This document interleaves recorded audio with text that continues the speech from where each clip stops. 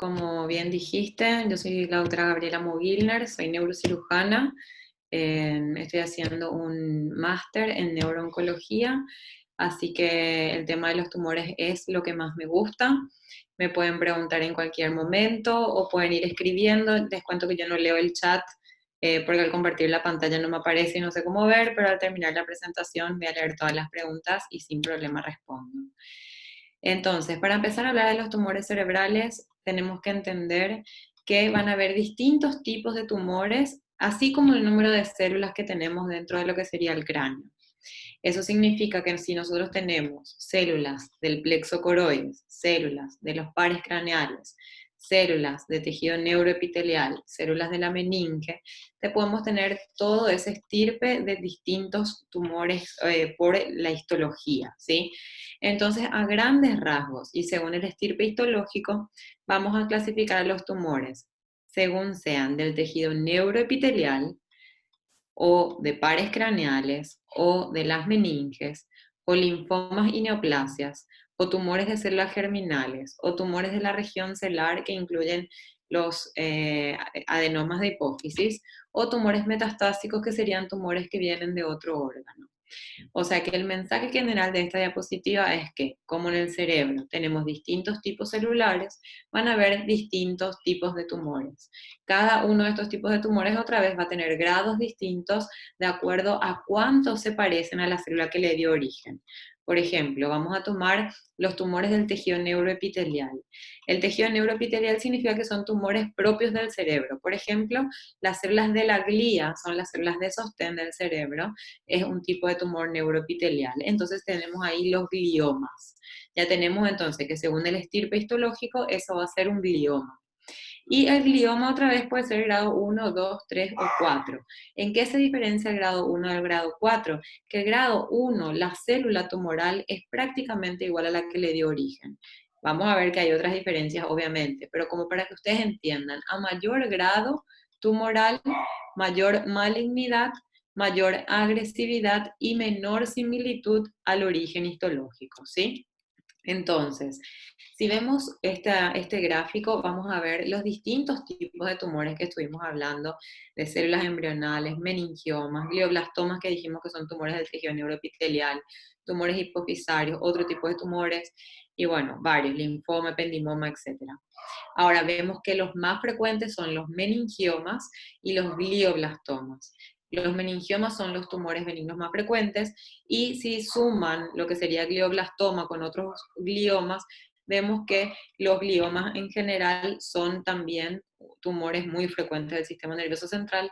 Por eso hoy en nuestra clase le vamos a dedicar a estos dos grupos, a los meningiomas y a los gliomas, como para que ustedes tengan un pantallazo general de estos dos grupos tumorales que son los más frecuentes primarios del cerebro, ¿sí? ¿Por qué digo primarios? Porque realmente el tumor más frecuente es la metástasis, pero eso vamos a dejar de un lado.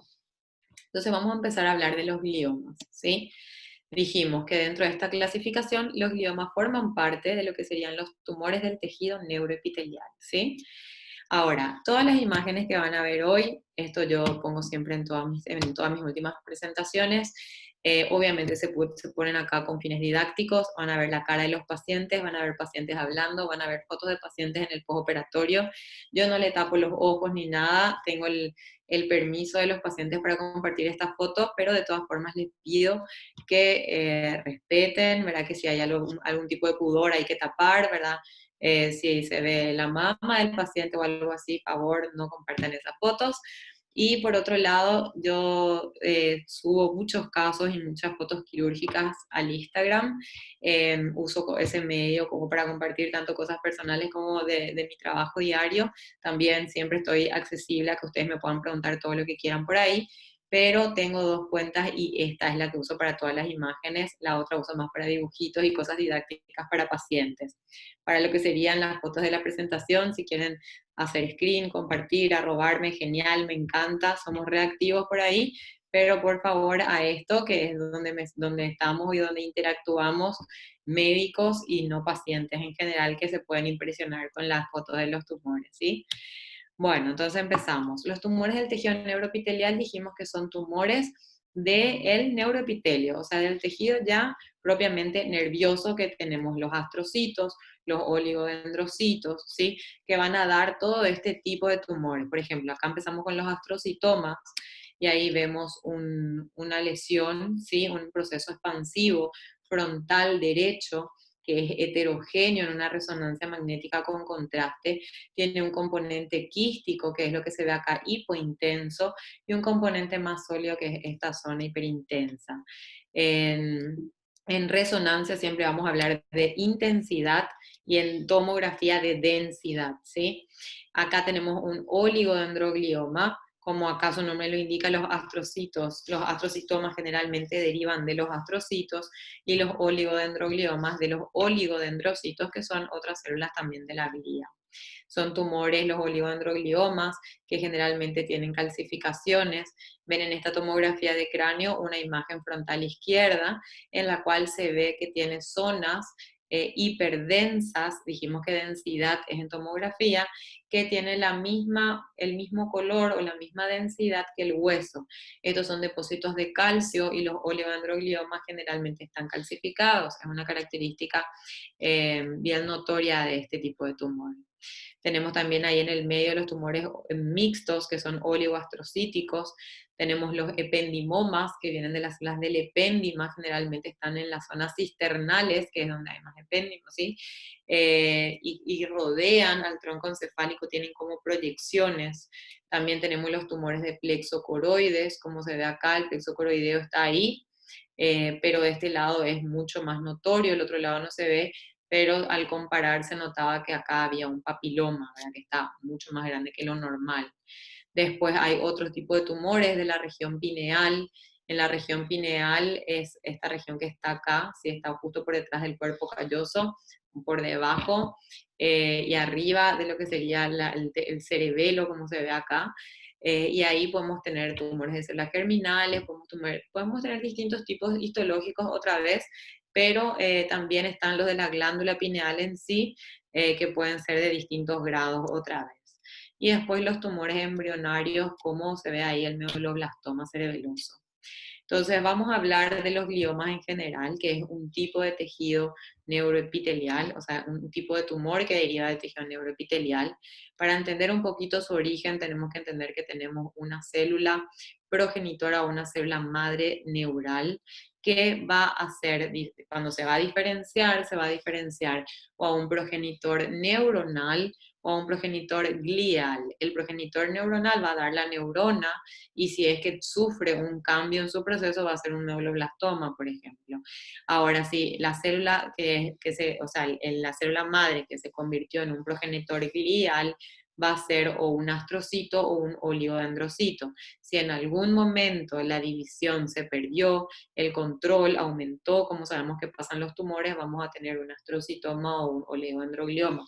Eso era en un principio cómo se estudiaba y cómo se clasificaban los tumores. Realmente eso ahora perdió un poco de valor porque la clasificación netamente histológica se demostró que no tiene tanto valor pronóstico como la clasificación molecular. O sea, ¿qué significa eso? Que al microscopio podemos ver un tumor, que sea un glioma de grado 2, que tenga un parecido a un astrocito, entonces vamos a llamarle astrocitoma grado 2 por histología, y sin embargo tiene más parecido con otro tumor que viene de los oligodendrocitos, que es un oligodendroglioma, que también es grado 2 de acuerdo a una clasificación molecular o lo que fuese, que con un astrocitoma grado 3. ¿Qué es lo que estoy diciendo con todo esto que probablemente les estoy mareando? Que si bien la clasificación histológica es útil y nos dice de qué tipo celular probablemente está derivando ese tumor, las mutaciones moleculares adquirieron un pronóstico, un valor pronóstico mucho más importante, como por ejemplo el IDH mutado, en donde vieron que tumores, ya sea si vienen de un astrocito o de un oligodendrocito, tumores que tienen IDH mutado tienen mayor similitud entre sí y de repente un mejor pronóstico que si estamos hablando de un astrocito, de un astrocitoma IDH mutado con un IDH no mutado. Ahí la diferencia, por más que los dos sean astrocitomas, tienen pronósticos más distintos que si estamos hablando de tumores que están dentro de este mismo grupo de IDH mutado. Entonces, la clasificación fue cambiando de valor, vamos a decir, y el valor pronóstico ahora es mucho más importante molecular que histológicamente. Ahora, histológicamente se van a clasificar en 2, 3 y 4, también en 1, pero al 1 vamos a dejarle de lado, porque los gliomas grado 1 son tumores que tienen una particularidad distinta y que realmente no se parecen a los 2, 3 y 4. El grado 1, generalmente la resección completa es posible porque son tumores delimitados. A partir del grado 2 son tumores difusos. ¿Qué significa eso? Que por más de que nosotros quitemos todo lo que se veía como tumor en el cerebro, hay células tumorales más allá del límite de la lesión. Son tumores que se llaman difusos y tienen infiltraciones al parénquima normal. Y eso se puede ver en la resonancia, pero todavía con más razón se ve cuando vos estudias tejido peritumoral, y en el tejido peritumoral, que en teoría es solo edema, se encuentran muchas células tumorales. Entonces, grado 2, 3 y 4, no podemos hablar de una resección completa si estamos hablando estrictamente de las células tumorales. Podemos decir macroscópicamente completa, porque al simple ojo salió todo el tumor. Pero en ese tejido que quedó hay tumor, y si hay células tumorales hay riesgo de recidiva. Entonces el pronóstico va a ser distinto y el tratamiento va a ser distinto. Por eso al 2, 3 y 4 le vamos a tener aparte. El grado 2, los tumores grado 2, independientemente si fuesen astrocíticos o oligodendrocíticos, el grado 2 se caracteriza por un aumento de la celularidad y atipia celular. En el grado 3 hay un aumento de la celularidad, hay atipia y ya hay mitosis. Y en el grado 4 ya se encuentra todo que serían los primeros 3, pero ya hay también proliferación vascular y necrosis, que es lo característico del grado 4. El diagnóstico de los gliomas, siempre que viene un paciente con un síntoma neurológico, tenemos que hacer primero un ataque de cráneo para descartar un evento vascular, que es lo que más frecuentemente se presenta en la urgencia, que puede ser un ACV hemorrágico, un ACV isquémico, una hemorragia subaracnoidea, lo que sea, ¿verdad? Un evento vascular, un AIT. Pero bueno, en la tomografía ya vamos a ver si hay un proceso expansivo. Siempre la semiología es mandatoria, entonces el tiempo de evolución, cómo se presentaron los síntomas, va a ser muy indicativo de si estamos pensando en algo vascular o algo tumoral. Pero el primer paso siempre es la tomografía. Con la tomografía nosotros vamos a sospechar de una lesión, ¿sí? Dijimos que vamos a hablar de los gliomas y de los meningiomas. En la tomografía ya vamos a ver una pequeña diferencia, que es que los gliomas son lesiones intraaxiales. Intraaxiales significa que están dentro mismo del cerebro. Y los meningiomas están por fuera del cerebro, pero le comprimen. Están casi siempre adheridos a la dura madre, ¿sí? Y comprimen el cerebro. Entonces, la primera diferencia que vemos entre los gliomas y los meningiomas es que los gliomas son lesiones intraaxiales y los meningiomas son lesiones extraaxiales. Una vez que ya tenemos la sospecha con la tomografía, pedimos una resonancia, que siempre va a ser nuestro gol estándar para el diagnóstico de los procesos expansivos cerebrales. Siempre se pide con y sin contraste, y cuando se puede se pide también con espectroscopía, que vamos a ver lo que es, y con otras técnicas especiales como la perfusión, tractografía, etcétera, que les voy a ir mostrando. Siempre es importante cuando vemos una tomografía ver todas las secuencias, no es vemos T1 con contraste nomás y ahí ya está. Entonces, acá ustedes ven en esta primera imagen un corte axial de una resonancia axial en T1 con contraste. Si nosotros miramos así groseramente, esta resonancia realmente parece normal, con mucha definición, así que si le prestas bastante atención, se va a ver que acá en la región temporal izquierda hay una pequeña hipointensidad, pero no es nada que tampoco llama demasiado la atención. Sin embargo, si vemos el T2 de esa resonancia, ya vemos que es bastante hiperintenso. ¿Qué pasa? Uno cuando ve esta primera resonancia de forma apurada, si vos solamente viste esta secuencia y cerraste, pudiste haber pasado por alto un diagnóstico sumamente importante como un glioma de bajo grado, ¿sí? Acá se ve también hiperintenso el lóbulo temporal del lado izquierdo. Acá lo único que se hizo fue que el LCR es negro, ¿sí? No se ve acá como blanco. Y acá está la perfusión, que mide vamos a decir, la actividad, el flujo que hay en esa zona. Si son lesiones de bajo grado, no toman un color distinto como van a ver en el siguiente. Entonces, acá lo que vemos es que los gliomas de bajo grado pueden no captar contraste, como se ve acá.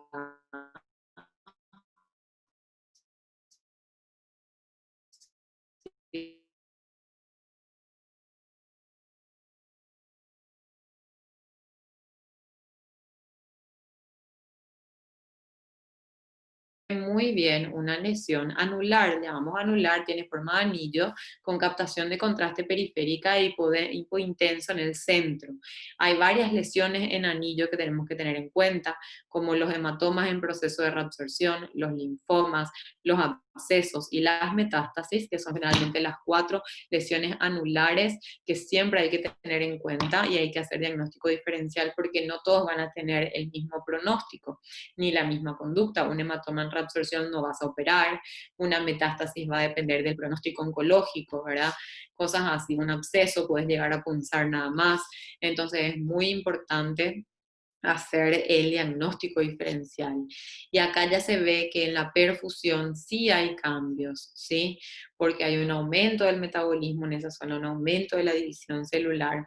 Entonces ya tenemos cambios también en la perfusión que va a favor de un glioma de alto grado y no de un absceso o de otro diagnóstico. Después hablé de la espectroscopía. La espectroscopía también es una herramienta de la resonancia en la que nos va a mostrar qué metabolito está aumentado en una zona determinada que nosotros elijamos. Típicamente se estudia, ¿verdad?, la concentración del metabolito dentro de la lesión y es útil. Por ejemplo, alanina va a estar aumentado en meningiomas, colina va a estar aumentado en donde hay división celular, como por ejemplo los gliomas de alto grado, pero es más importante que estudiar la concentración del metabolito en el centro de la lesión, en la periferia de la lesión. ¿Por qué? Porque yo esta lesión puedo confundir entre una metástasis o un glioma de alto grado. Entonces, yo si estudio acá en el centro de la lesión, tanto un glioma de alto grado como una metástasis, voy a tener un aumento del pico de colina, que dijimos que representaba el aumento de la división celular. Sin embargo, si nosotros estudiamos en la zona de edema, dijimos una característica importante de los gliomas es que son lesiones difusas, infiltrantes, que van a tener células tumorales más allá de la lesión, que sería en la zona del edema. Entonces, si nosotros tenemos un aumento de colina en la zona peritumoral, estamos en un glioma de alto grado y no en una metástasis, que si bien son lesiones malignas, son lesiones localizadas, en donde la zona peritumoral no va a tener células tumorales. Y acá se ve que hay un aumento de colina, marcador de división celular, y una disminución del N-acetilaspartato, que es un componente neuronal normal. Entonces, el astrocitoma pilocítico es el grado 1, que dijimos que tiene un comportamiento distinto porque es una lesión localizada, se ve mucho en fosa posterior, es más frecuente en niños y adultos jóvenes. Macroscópicamente está bien delimitado y por eso es que la exéresis puede ser completa y si de hacerse una exéresis completa, eso ya es curativo, ¿sí? También tenemos grado 1, es el astrocitoma subependimario de células gigantes, que se asocia mucho a esclerosis tuberosa. Este es un paciente nuestro, va a hacer una exéresis total, macroscópicamente total, y también la cirugía es curativa, estamos hablando de los grados 1. A partir de grado 2, ustedes ya saben, es difuso, entonces no podemos hablar de una cirugía de exéresis completa, ¿sí? Acuérdense que grado 2 es sin mitosis, necrosis ni proliferación, solamente tenemos un aumento de la proliferación y un poco atipia, ¿verdad? Entonces, como son lesiones difusas, si quedan células tumorales, sabemos que hay tendencia a la recurrencia. ¿Y qué es la progresión que hablamos acá? La progresión es que un grado 2 que persiste en el tiempo o que vuelve puede transformarse a un grado 3 y un grado 3 a un grado 4. Eso es lo que se llama progresión tumoral. Entonces, acá tenemos un poquito de historia antes de ver este caso. Anteriormente, ¿sí? En un principio, las exéresis eran los más radicales posibles. Se intentaba quitar primero toda la lesión, ¿sí? Que es cuando vos decís una exéresis macroscópicamente completa. Después ya era una exéresis supramáxima, en donde se trataba de quitar todo el tumor y también toda la zona de edema peritumoral, o sea, se quitaba todo lo que era hiperintenso en T2, ¿sí? Después empezaron, más o menos a la par empezaban lo que eran las cirugías un poco más anatómicas, en donde si hacía falta se hacían lobectomías. Y así se fue cambiando, se fueron cambiando muchas cosas, hasta que hace unos años apareció el boom de que la funcionalidad es lo más importante. O sea, no tanto la sobrevida, no tanto una imagen de tomografía perfecta en el postoperatorio, sino que la calidad de vida del paciente era el centro de todo esto, ¿sí? Que de nada nos sirve sacar todo el tumor, tener una tomografía perfecta y el paciente afásico, hemipléjico y sin calidad de vida. Entonces aparecen lo que son las cirugías que son más funcionales que otra cosa, o sea que los límites no van a ser tumorales, no van a ser la hiperintensidad en la resonancia, no va a ser un surco anatómico, sino que el límite va a ser funcional. Hasta donde el paciente no va a ser un déficit permanente, vos quitas. Desde donde el paciente va a ser un déficit permanente, vos respetás. Entonces acá tenemos lesiones que hasta hace un tiempo eran incluso inoperables, ¿verdad? Para poder dejar al paciente con calidad de vida, con la función del habla, sin una hemiplegia, que eran las lesiones que son insulares o que afectan la ínsula. Acá tenemos un proceso expansivo frontoinsular izquierdo. Vemos que no capta contraste, es hipointenso en T1 con contraste, hiperintenso en T2.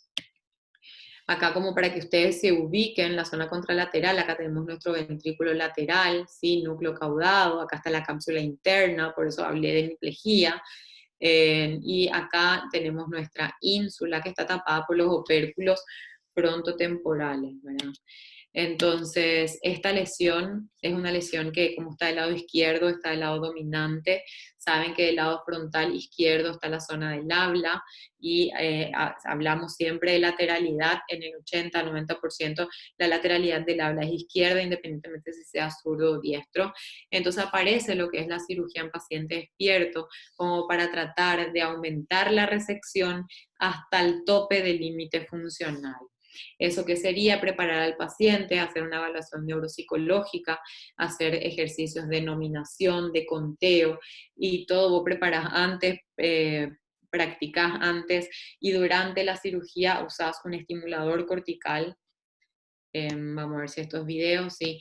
El paciente acá tiene que nominar, esto es durante la cirugía, ven que acá se le muestra, por ejemplo, acá era decir el verbo, en otro ejercicio era decir que ve el objeto, en otro era el nombre de un famoso, en otro era contar, restar, cosas así. Ahí se activan zonas distintas del habla, que no vamos a entrar en eso porque eso es toda una clase aparte de la anatomía del habla y qué zona del cerebro se activa en cada tipo de ejercicio. Pero durante que el paciente hace este ejercicio, nosotros estimulamos zonas de la corteza. Cuando el paciente falla en el ejercicio y coincide con nuestra estimulación, marcamos esa zona que no se puede sacar. Entonces, al tumor, o si vos ya estás sobre tumor, ese dejás, o si estás sobre la corteza, significa que tenés que entrar por otro lado, porque ese lado no podés tocar porque le vas a dejar al paciente con un déficit permanente. Escuchen. Esta persona juega. Esta persona conduce. Esta persona pinta. Bueno, ahí no se ve el video, pero se le está mostrando las acciones y la paciente durante la cirugía escuchan el pip del estimulador. Voy a poner una vez más para que diferencien ese sonido. Y después ella dice esta persona y la acción que está haciendo. Esta persona juega. Esta persona conduce. Bueno, y básicamente es eso, uno de los ejercicios. A medida que el paciente hace un déficit, por ejemplo, puede decir esta persona y se bloquea y no dice, o se está contando y dice 1, 2, 3 y se pone muda. Van a ver otros videos más adelante. Vamos marcando las zonas que hace déficit como para no tocar, entonces acá no quedó otra que entrar a esa lesión por esta zona, que era la que no representaba un déficit para el paciente. Y bueno, el objetivo es que el paciente tenga su exéresis, pero que sea funcional, que pueda continuar con una buena calidad de vida. Vemos acá otro paciente, una paciente de sexo femenino, joven, que teníamos una hiperintensidad en T2 del lado temporal, del lado derecho. Si bien dijimos que la lateralidad del habla es el lado izquierdo, eso no significa que el lado derecho no tenga funciones importantes. Por ejemplo, las metáforas, la empatía, ciertos comportamientos, todo eso está del lado derecho. Si nosotros hablamos de calidad de vida, tenemos que poder entender una metáfora, tenemos que poder tener empatía con la persona con la que vos hablás, trabajás, estudiás, lo que fuese, podés tener que entender una ironía, cosa que está todo del lado derecho. Entonces también se hacen cirugías en pacientes despiertos, pero como la zona y la función que vos querés preservar es otra, cambian también los ejercicios que se van a hacer. Entonces hay ejercicios como para ver la empatía, que significa mirar los ojos de una persona y poder saber qué sentimiento está representando, y eso se le hace antes y después se le hace durante la cirugía, durante la estimulación cortical estando el paciente despierto. Siempre se hace el rasurado, la marcación del sitio operatorio, y acá van a ver. Bueno, esto es un ejemplo nada más de cómo en esta cirugía la paciente estuvo cantando, como para que entiendan la cirugía en el paciente despierto. Es una cirugía que no duele. La craneotomía y la piel se abren ya con el paciente anestesiado, con anestesia general, y se le despierta una vez que se va a hacer la durotomía. El cerebro no tiene terminaciones de dolor, entonces el cerebro no duele. Por eso que la paciente va a estar cantando, como escuchan acá.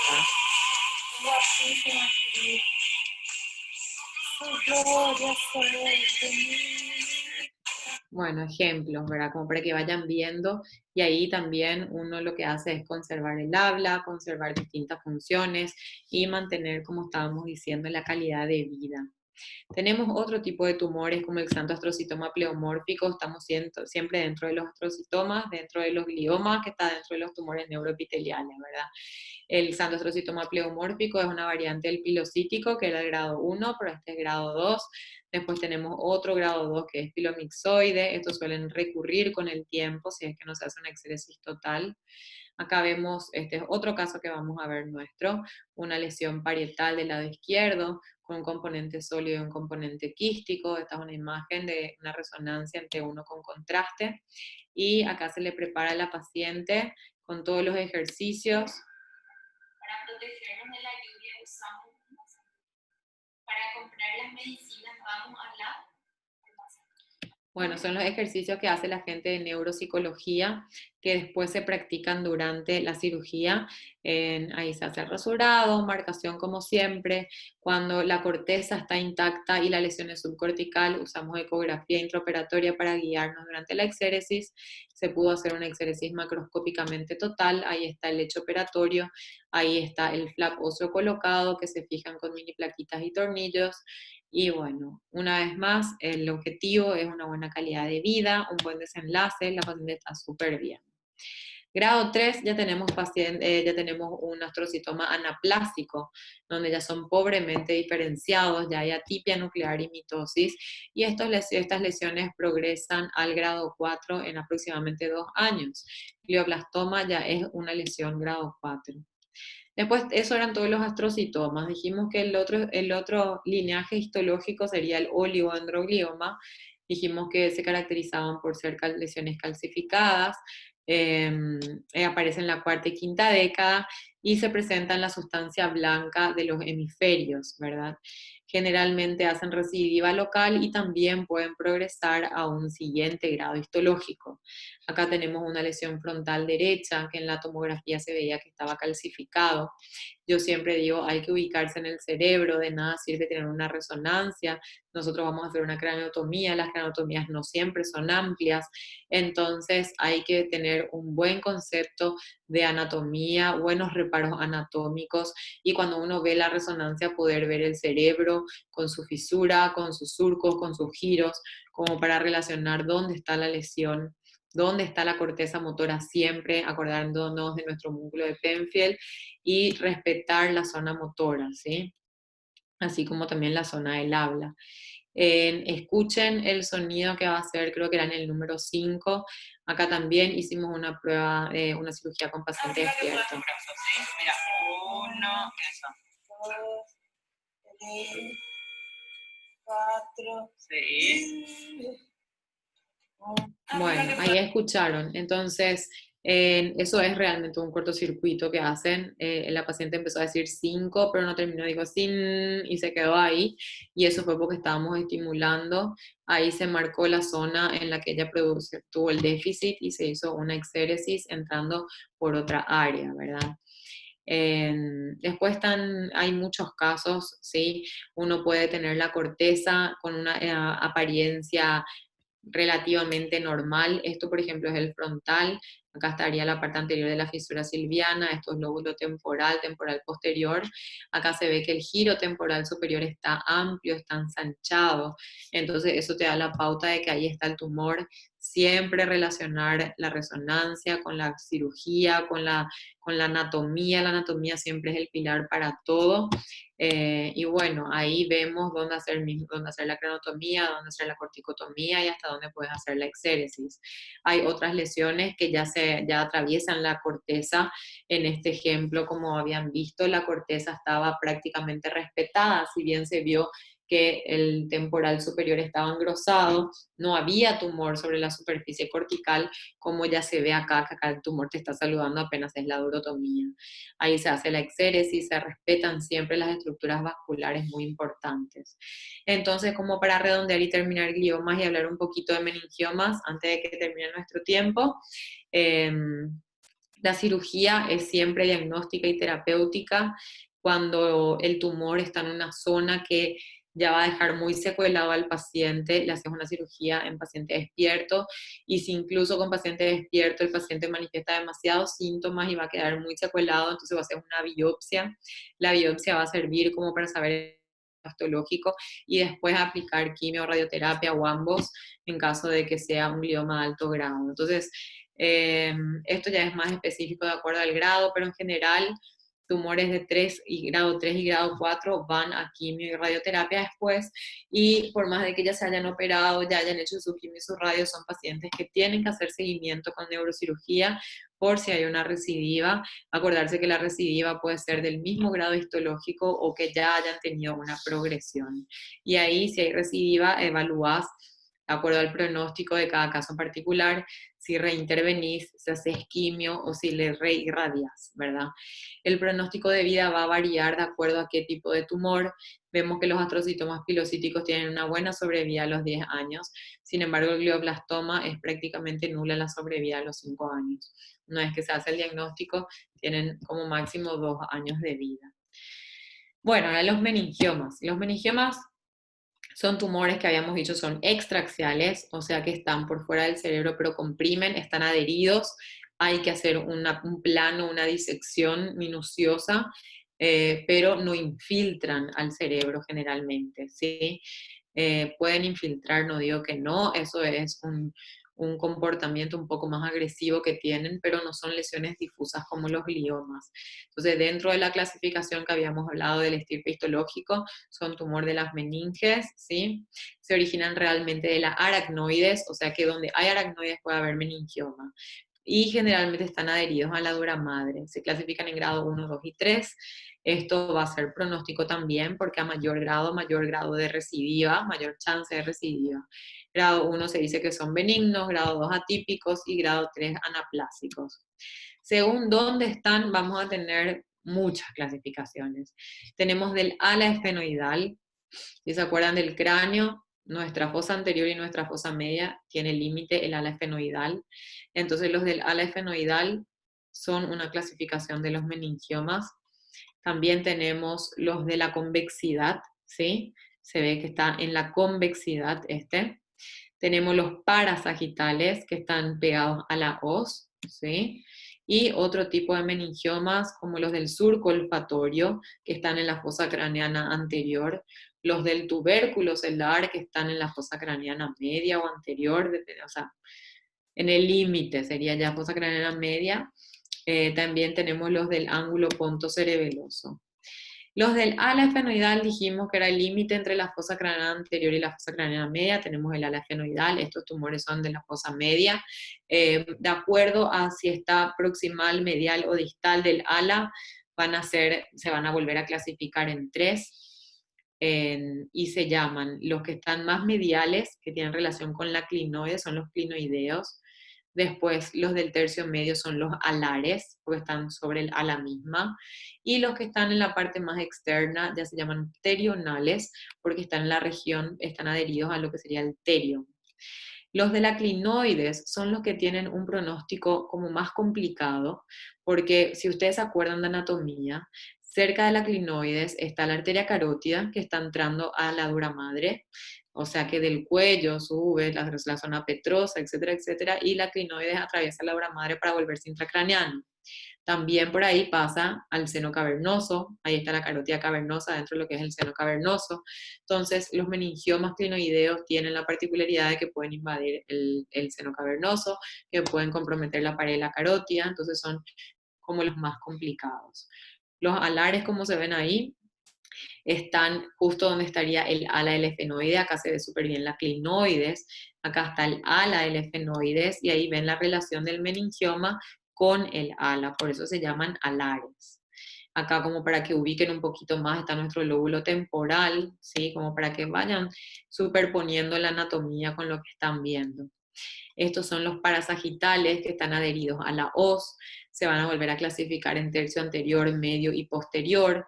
Estos tienen un distinto pronóstico por más que están todos en la línea media, porque cuanto más posterior es, más importante es el drenaje venoso del seno sagital. Entonces, estas lesiones que están en la parte posterior, hay que tener muchísimo cuidado de no lesionar el seno porque ahí no podés cortar. Los 2 tercios anteriores del seno vos podés hasta ligar, pero el tercio posterior no. Acá ven que está la hoz, acá ya se ve el otro lado, ¿verdad? Por debajo de la hoz ya se ve el cuerpo calloso, ¿verdad? Y parte del hemisferio contralateral. Y acá como para que vean las dependencias, acá está toda la hoz, se ve que es más fina adelante, se va engrosando posterior, acá está el tentorio, acá se ve lo que sería la cavidad del otro lado y acá estarían los del tercio posterior, ¿verdad? Entonces, siempre el síntoma va a depender de qué relación anatómica tengan. Si nosotros nos acordamos del homúnculo de Penfield, la parte más medial de nuestro giro motor, ¿sí? De nuestra corteza motora, es la pierna. Este paciente había manifestado síntomas justamente del miembro inferior, ¿sí?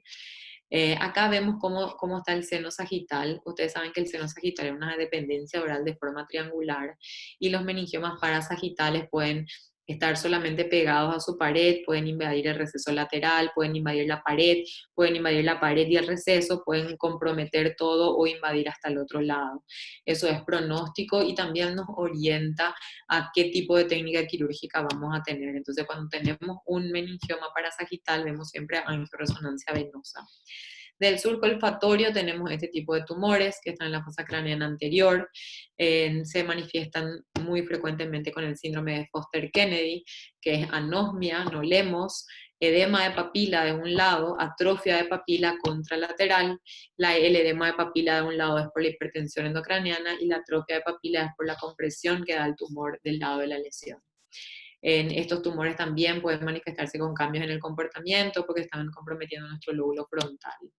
Hay que tener mucho cuidado durante la cirugía con las relaciones anatómicas arteriales y venosas en los meningiomas. En los meningiomas corticales, lo más importante son las relaciones venosas, también con los parasagitales, pero en este caso del surco olfatorio, ver que en el límite posterior podemos tener la carótida, que en la parte superior y posterior del tumor está nuestra cerebral anterior, que también vamos a tener ramas de la cerebral anterior que van a estar hacia adelante. Entonces, recordarse siempre de nuestra circulación cuando estamos operando, porque podemos tener una lesión vascular en el medio de la cirugía. Los meningiomas de la convexidad suelen ser los que son técnicamente más simples, hay menos arterias que puedes lesionar en esa zona. Hay que tener cuidado con las venas, eso sí, pero generalmente son los que tienen menores complicaciones.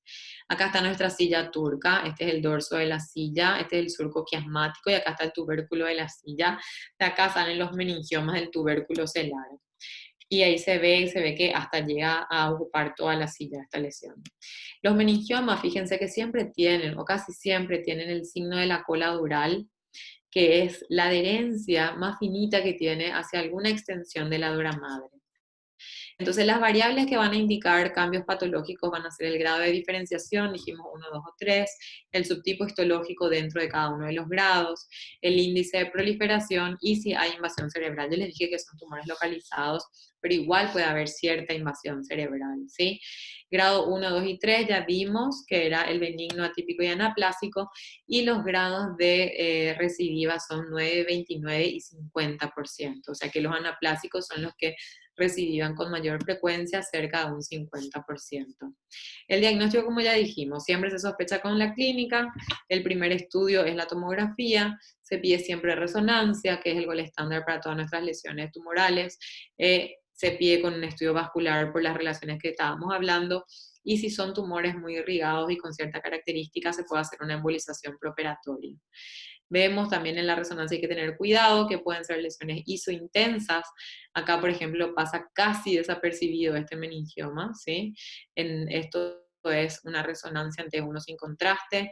Acá tenemos en T2, casi pasa desapercibido, pero se ve bien que captan contraste y acá está el signo de la cola dural que estábamos hablando.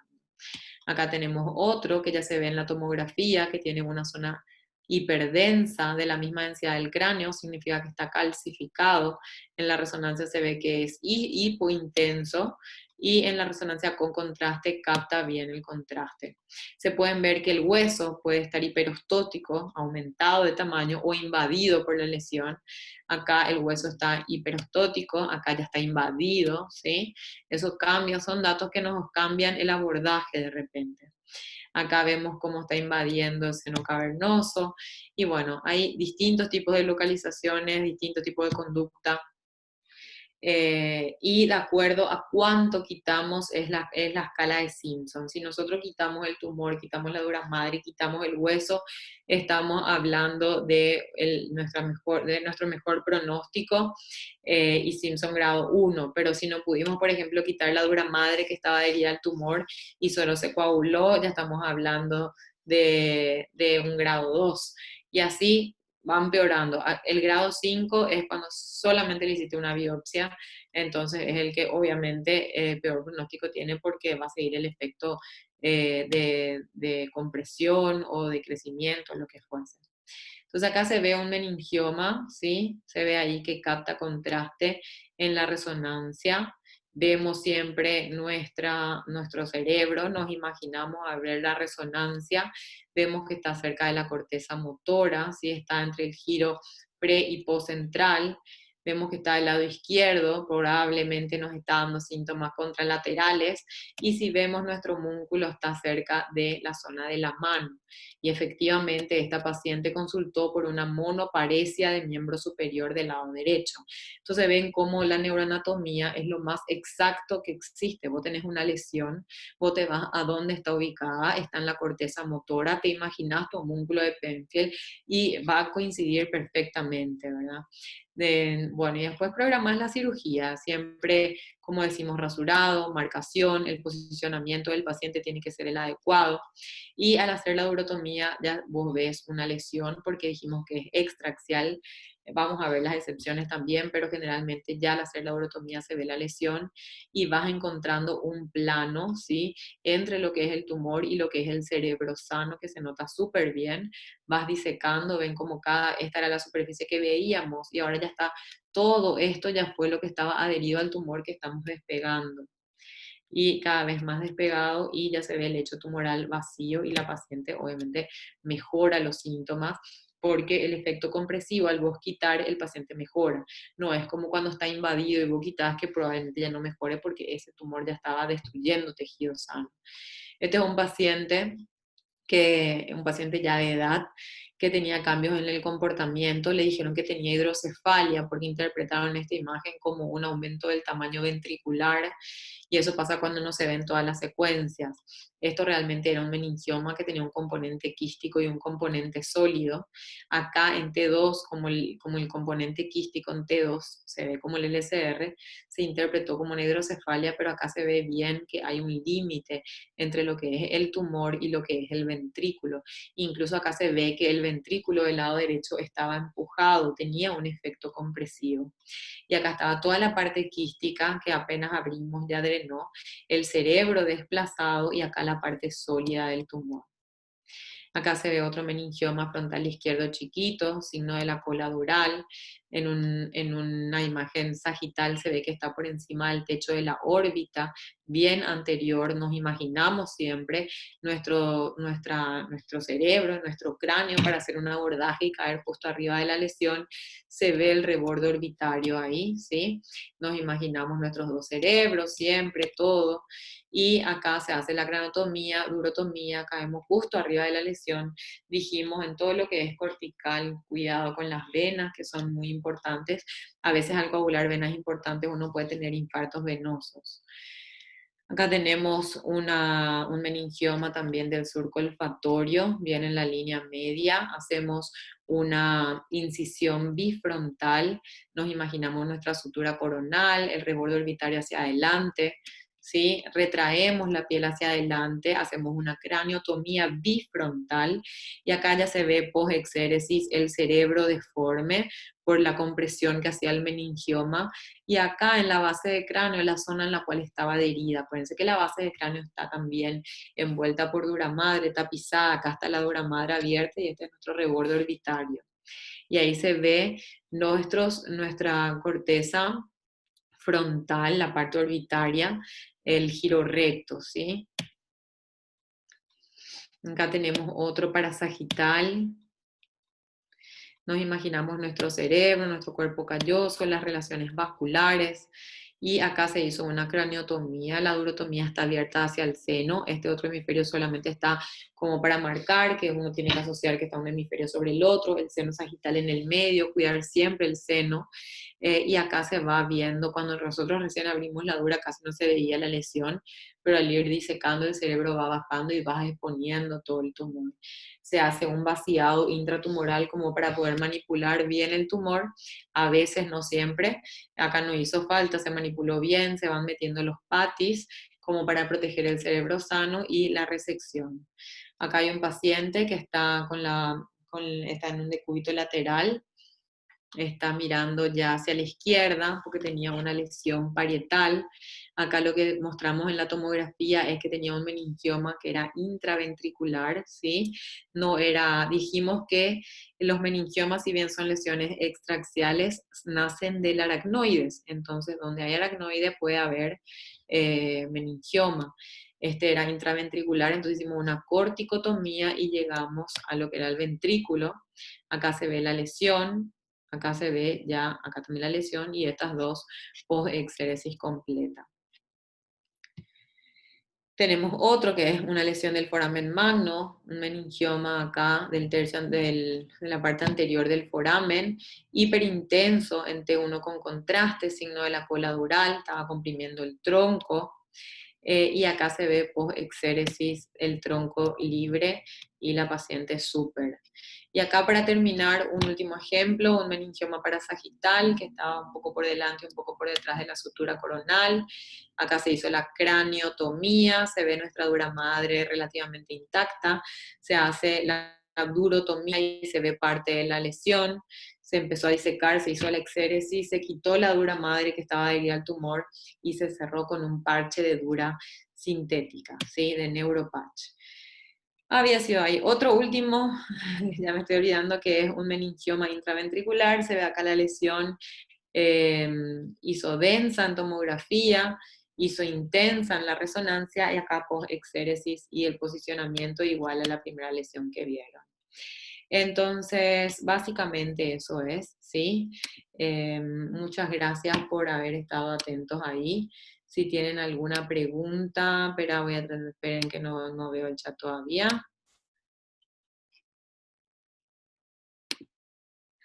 Ahí está. Bueno. Aparentemente no sé si tienen alguna pregunta, no leo ninguna pregunta en el chat.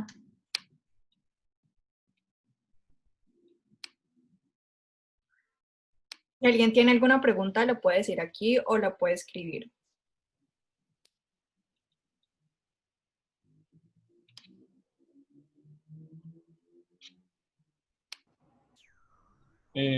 Buenas tardes, doctora. Eh, bueno, primero que todo, fascinado con el tema. Las imágenes y todo esto, estoy aquí donde estoy que me caigo al piso, pero bueno. Doctora, una pregunta con el tema de se supone que los gliomas grado 1 son recesión, ¿cierto? Sí. Quirúrgica, pero entonces se sigue también el mismo principio de quitar donde lo funcional lo permita, ¿verdad? Siempre. Mira, lo bueno del astrocitoma grado 1 es que al estar localizado no suele invadir y cuando no invade, no destruye y al no destruir no suele causar un síntoma muy relevante, la exéresis. ¿Entendés? Si vos te estás imaginando un globo y vos quitas el globo intacto, eso no va a destruir tejidos sanos, salvo donde hagas tu corticotomía para entrar a quitar, ¿verdad? Si vos te imaginas una cosa invasiva, eso invasiva está destruyendo tejido sano. Entonces, al sacar vos podés llegar a sacar zonas sanas, funcionalmente activas, que estaban metidas dentro del tumor. Por eso que en el grado 1 no hay tanto eso de cuidar la función, porque generalmente no están comprometidas las funciones porque no son lesiones destructivas, ¿sí? Pero en caso que vos tengas un grado 1 en el tronco cerebral, entonces ahí no vas a hacer una exéresis completa, vas a hacer una biopsia como para ver que sí, para confirmar que es grado 1 y tener un mejor diagnóstico, pero siempre vas a priorizar la función del paciente. Lo único que te hago la diferencia es de que no suelen ser destructivas e invasivas como el 2, 3 y 4, ¿sí? Que suelen invadir y justamente invaden zonas elocuentes, o sea, los gliomas difusos son más frecuentes luego en zonas elocuentes, ¿verdad? Que son las que tienen funciones más importantes.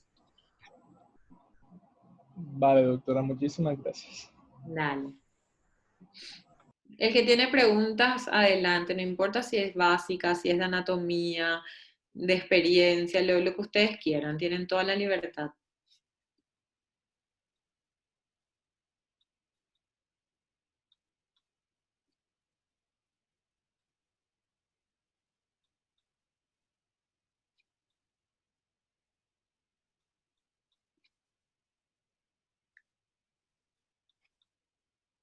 Bueno, mucha timidez, parece que no hay más preguntas, así que si no hay más preguntas, entonces damos por terminado, ¿les parece? Sí, doctora, muchísimas gracias. Fue de verdad una revisión excelente. Yo creo que todos quedamos fascinados con todo lo que nos presentaste el día de hoy. Nuevamente te agradecemos muchísimo por parte del Club de Revista Assembly y de la Asociación Científica de Estudiantes de Medicina de la Universidad Libre de Colombia. Te agradecemos de todo corazón por acompañarnos en este momento. Cuando quieran, un gusto.